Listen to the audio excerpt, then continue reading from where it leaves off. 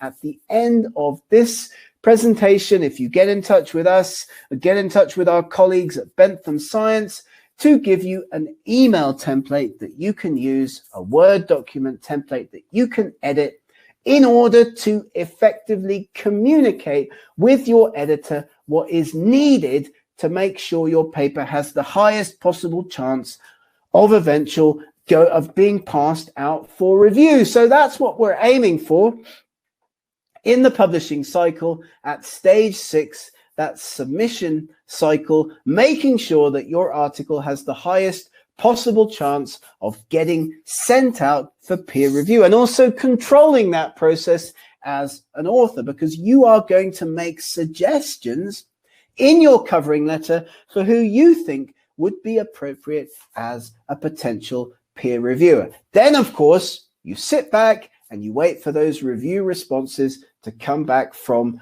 the journal. And this may take some time. Don't wait. If you're sitting there for more than 6 weeks, I would say, as a rule of thumb, if you have waited for more than 6 to 8 weeks at the maximum for comments to come back from a journal, write, communicate, get in touch with that editor and ask them for some feedback. We, again, can help you with this process. We can provide you with email templates. We can advise you on that process. At what point should you get in touch with a journal if you haven't gotten those review comments back? Don't wait. Communicate with journals. We often hear sad stories from colleagues who've waited for 1 year, 2 years, more than 2 years for review comments to come back.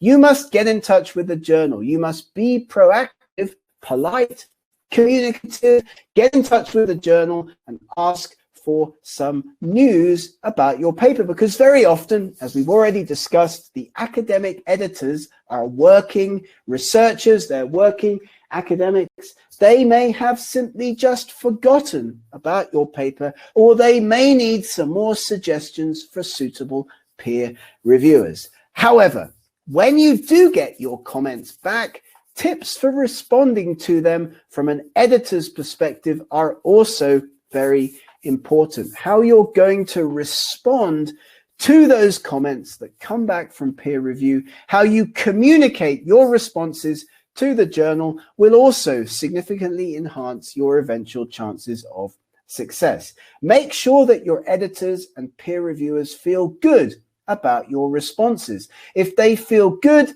then of course they're more likely to give your article a positive review. So here's some examples of things to say and things to not say when putting your review comments back into a journal. Thank the reviewers. Say good things about the comments the reviewers have made. We acknowledge, we concur. Thank you for the valuable comments. This valuable insight is much appreciated. These comments significantly enhance the quality of our work. Effective, positive communication, even if you don't agree with those comments. Always be polite. Always show your appreciation for the comments of peer reviewers. People are giving up their time, almost always without any payment, to work on your paper for eventual publication in a journal. So don't be rude, always be polite, and make sure you don't send journal editors emails like this. Here's a real example of an email that I received recently, and this is something that you don't want to do, because of course this kind of communication will significantly decrease your chances of eventual acceptance in your target journal. You can manage this process.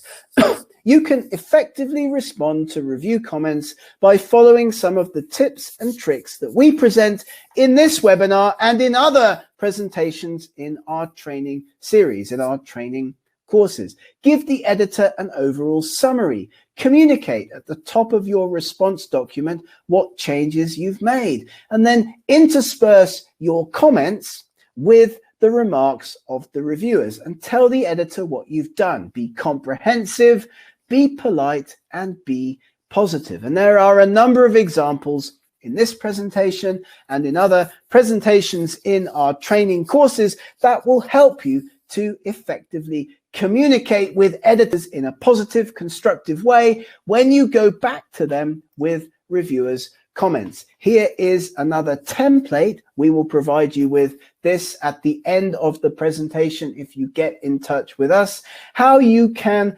respond to the comments as you communicate with editors and make sure that your paper has the highest chance of eventual acceptance. We are now moving through that academic publishing cycle, and I hope that some of the tips, some of the tricks, and some of the ideas in this webinar are helping you to understand how English effective communication is so important at managing the publishing cycle, at getting your work into and through the academic publishing cycle. We've talked about what you should do, haven't we, if your paper is taking too much time in the system. Here's a template that you can use for inquiring about your article if you feel you've waited for too long, if your paper's taking too much time in the system. And again, get in touch with us.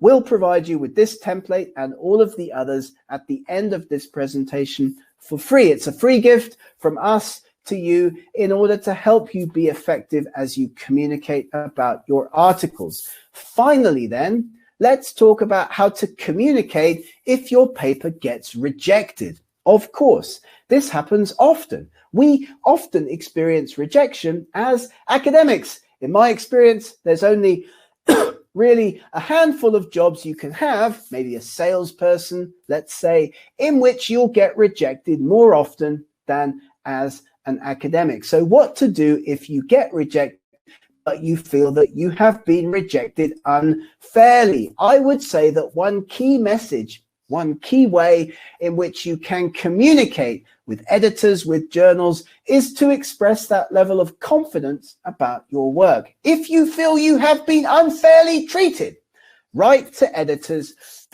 communicate with editors and tell them why. Give them evidence, give them feedback, give them contents, and help them understand why you have been unfairly treated in your opinion, and you can then hopefully make an appeal to the journal, give them evidence. Maybe you can ask for additional sets of reviews. And I can give you specific help with this if you get in touch again with us at the end of this presentation. You need to avoid a number of key mistakes that authors often make in the submission process, communication mistakes. These are examples of things not to do because they will significantly increase your chances of rejection.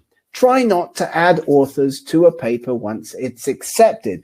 Authors often try to do this, and it immediately raises red flags for editors, and you then have a high chance of getting rejected. When you submit a paper to a journal initially, you are making a statement to that journal that all of the authors on the paper know about and support the submission beforehand. So making changes to authorship later on down the road is often very complicated. Journals hate having to deal with these issues. So keep that in mind as well when you make those final corrections to your documents. When you get those emails back from journals saying, here are the proof corrections, here are the document files, make sure you do this quickly and effectively. Be clear, effective, line by line comments for production, unambiguous. Keep your changes to a minimum and do it quickly and do it effectively. This is also important. Something else to keep in mind, you'll have to have up-to-date software.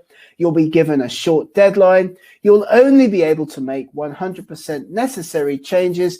And don't forget that any changes to authorship or authorship order are very hard to make at this late stage. And you'll probably need signed permission from all current authors if changes are going to be made. So don't communicate badly, rudely with journals if you see mistakes in your proof. Quick, polite emails to the editor Get the issue fixed, do it as fast as possible, and don't panic, because of course online publications can easily be modified if the content doesn't change. So don't freak out. We get lots of rude emails from authors about changes made to their papers. These are often very minor and can be fixed at the journal submission stage before often the papers go online. So your final checks before submission, have a look at some of these checklists, editorial policies, publication ethics, and don't forget that for your submission, you're probably going to need an ORCID ID. These are very good ways to distinguish yourself as a researcher. Distinguish yourself in 3 easy steps. This is one way in which your research becomes visible to all other international colleagues. And let me say that submission systems, Editorial Manager, Scholar One, Open Journal Systems, they very often ask you now for an ORCID ID. So speed up that process. Consider getting yourself an ORCID ID. The most important point of this webinar today is that communication with editors is key. Here are some examples of bad emails. Here are some examples of good emails. Be polite, be constructive, give something back to the journal when you communicate, when you write to editors. Maximizing your success is key, making sure that your papers have the highest possible chance of eventual acceptance in your target journal. And so communication in English is very important to help you do that. And of course, if you have questions or any issues at any time, you can feel free to get in touch with us. Talk to our colleagues at Bentham Science. We have discussed the stages of the publishing cycle in this webinar presentation, and we have also discussed tips and tricks for good and bad communication, things to do and things not to do. Thank you so much for your attention. I look forward to seeing you in our next webinar presentation. My name is Gareth Dyke. Thank you for your attention. Don't forget to check out the journals and ebooks that our colleagues at Bentham Science Publishers are dealing with. Have a great day.